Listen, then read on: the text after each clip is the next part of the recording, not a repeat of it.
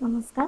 Assamese study চেনেলটো মই সকলোকে পুনৰবাৰ স্বাগতম জনাইছোঁ আৰু লৈ আহিছোঁ মই আজি এটা ভিডিঅ' আৰু আজি ভিডিঅ'টো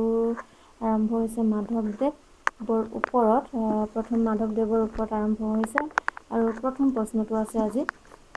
প্ৰথম প্ৰশ্নটো আছে মাধৱদেৱৰ জন্মৰ লগত কাছিকটা নৈৰ সম্পৰ্ক আছে মই প্ৰশ্ন লিখা নাই মই ডাইৰেক্ট পইণ্ট ৱাইজত লিখি গৈছোঁ ইয়াৰ প্ৰথম এক নম্বৰটো হৈছে মাধৱদেৱৰ জন্মৰ লগত কাছিকটা নৈৰ সম্পৰ্ক আছে 2 নম্বৰ শংকৰদেৱ আৰু মাধৱদেৱৰ 1522 খ্ৰীষ্টাব্দত মিলন হৈছিল মাধৱদেৱৰ ধৰ্মক এক প্ৰকাৰ ৰাজধৰ্মৰূপে ঘোষণা কৰা ৰজাজনৰ নাম হৈছে লক্ষ্মী নাৰায়ণ ৰজা 4 নম্বৰ অনন্ত কণ্ডলীৰ মধ্য দশমৰ ভাঙনিত ভক্তিপৰ শস্য যুদ্ধ দীৰ্ঘ হোৱাত মাধৱদেৱে ৰাজহুই কাব্য ৰচনা কৰিছিল মাধৱদেৱে ৰাজহুই কাব্য কিয় ৰচনা কৰিছিল উত্তৰটো ইয়াতে হৈছে তাৰ পিছত আছে 5 নম্বৰ মাধৱদেৱৰ দধিমথনক অৰ্জুন ভঞ্জন বুলিও কোৱা হয় মাধৱদেৱৰ দধিমথন নাটৰ ভাওনাত শংকৰদেৱে নন্দৰ আৰু মাধৱদেৱে উপানন্দৰ ভাও দিছিল বুলি লক্ষ্মীনাথ বেজবৰুৱাই লিখিছিল 6 নম্বৰ তেন্তে মোৰ মহাগুৰু পিতৃ হৈয়া উদ্ধাৰিলা নৰকৰ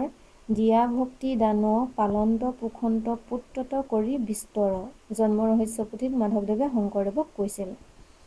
7 নম্বৰ জন্ম ৰহস্য পুথিত বাটোৱালী দেৱতাক পূজা কৰাৰ কথা পোৱা যায় বাটোৱালী দেৱতাক জন্ম ৰহস্য পুথিত পূজা কৰাৰ কথা পোৱা যায় 8 নম্বৰ মাধৱদেৱ বিৰচিত নাট তিনিখন হ'ল নৃসিংহ যাত্ৰা গোৱৰ্ধন যাত্ৰা আৰু ৰামযাত্ৰা 9 নম্বৰ মাধৱদেৱৰ ভণিতাপ 4খন নাট হ'ল ৰাস ঝুমুৰা কুটুৰা খেলা ব্ৰহ্মামোহন আৰু ভূষণ হৰণ 10 নম্বৰ যোগ আৰু তন্ত্ৰ মন্ত্ৰৰ প্ৰাধান্য থকা মাধৱদেৱৰ নামৰ প্ৰচলিত তিনিখন পুথিৰ নাম হ'ল গুপ্তমুনি গুপ্তহাৰ আৰু অমূল্য ৰত্ন তাৰপিছত আছে নামঘোষাক মাধৱদেৱৰ মহাপ্ৰস্থানিক গীত বুলি ডক্টৰ বাণীকান্ত কাকতিয়ে অভিহিত কৰিছিল 12 নম্বৰ থাপনাত ধৰ্মগ্ৰন্থ থোৱাৰ প্ৰথা মাধৱদেৱে প্ৰৱৰ্তন কৰিছিল 13 নম্বৰ পিম্পৰাগুচত প্ৰৱেশৰ গীত নাই গতিকে মাধৱদেৱ সম্পৰ্কে আমি প্ৰায়খিনি কথা জানোৱেই প্ৰায়খিনি প্ৰশ্নোত্তৰ আমি জানোৱেই গতিকে মই 1ৰ পৰা 13টা পইণ্টহে মই আপোনালোকক দিলোঁ তাৰপিছত যদি আৰু কিবা নতুন পাওঁ তেতিয়াহ'লে মই আকৌ দিবলৈ চেষ্টা কৰিম তাৰপিছত আছে হেম সৰস্বতী প্ৰথম আছে হেম সৰস্বতীৰ পৃষ্ঠপোষক ৰজাজনৰ নাম আছিল দুৰ্লভ নাৰায়ণ 2 নম্বৰ প্ৰহ্লাদ চৰিত 100 পদৰ সমষ্টি 3 নম্বৰ প্ৰহ্লাদ চৰিতত থকা একমাত্ৰ আৰবী শব্দটো নফৰ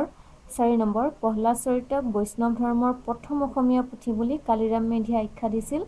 5 নম্বৰ হৰগৌৰী সম্বাদত 899টা পদ আছে